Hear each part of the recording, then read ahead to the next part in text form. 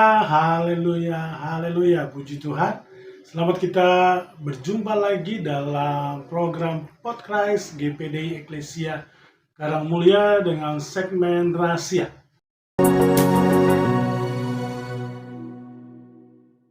Renungan Harian Eklesia. Puji Tuhan, kita masih tetap ada dalam khotbah rangkaian tentang 10 dosa orang Israel yang sedang ada perjalanan dari Mesir ke tanah Kanaan. Mari kita baca dulu ayat pokok kita di dalam Bilangan 14 ayat 22 sampai 23. Bilangan 14 ayat 22 dan 23.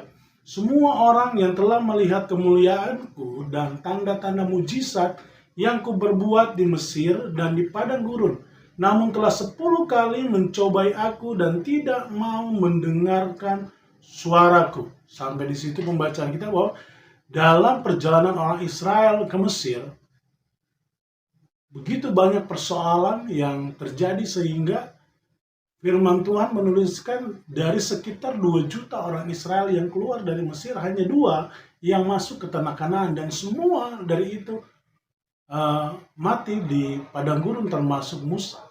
Begitu banyak kesalahan-kesalahan, bahkan di ayat ini menuliskan bahwa ada 10 kesalahan yang fatal yang dilakukan oleh orang Israel ketika ada di padang gurun.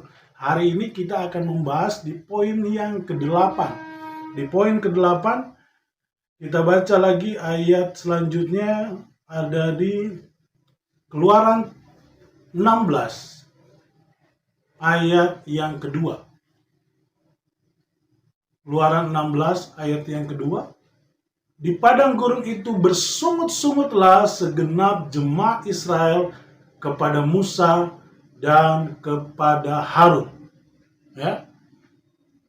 Poin yang ke-8 yang membuat orang Israel mencobai Tuhan.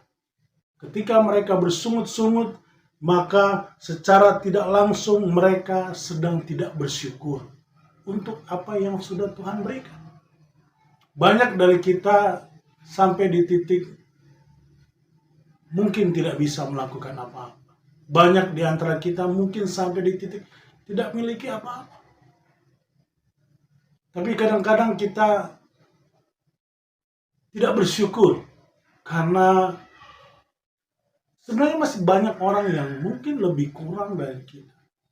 Tapi yakinlah bahwa segala sesuatu yang terjadi dalam kehidupan kita, kalau itu seizin Tuhan, maka Tuhan merancangkan sesuatu yang terbaik di balik segala hal yang Tuhan izinkan terjadi. Bahkan ketika kita sampai di titik kita tidak bisa melakukan apa-apa, bahkan sampai di titik kita tidak punya apa-apa, bahkan sampai di titik kita sudah sampai di putus asa. Bahkan ada seorang hamba Tuhan yang berkata bahwa kalau kita tidak pernah sakit, kita tidak pernah tahu bahwa Tuhan itu penyembuh. Kalau kita tidak pernah kekurangan, kita tidak pernah tahu bahwa Allah itu yang mencukupi.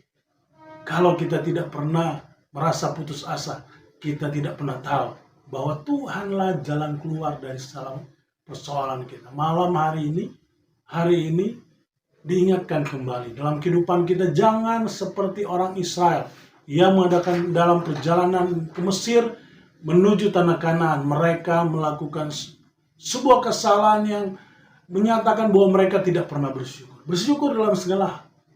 Bersyukur. Tuhan itu baik. Segala hal yang terjadi dalam kehidupan kita, kalau Tuhan izinkan itu terjadi, Tuhan membuat satu paket. Ada persoalan, pasti ada penyelesaian.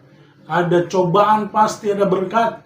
Ada tantangan, pasti ada kesuksesan. Malam hari ini, apa yang sedang kita hadapi, bersyukur, pasti Tuhan menolong kita. Puji Tuhan, Tuhan Yesus memberkati kita semua. Segala puji, hormat, kemuliaan bagimu. Terima kasih untuk segala hal yang Tuhan sudah izinkan untuk kami lewati. Pada hari ini kami mau bersyukur untuk semua yang sudah Tuhan berikan dalam kehidupan kami, karena Engkau terlalu baik dalam kehidupan kami. Dalam nama Tuhan Yesus Kristus, haleluya, amin. Jangan lupa bersyukur. Tuhan Yesus memberkati. Haleluya.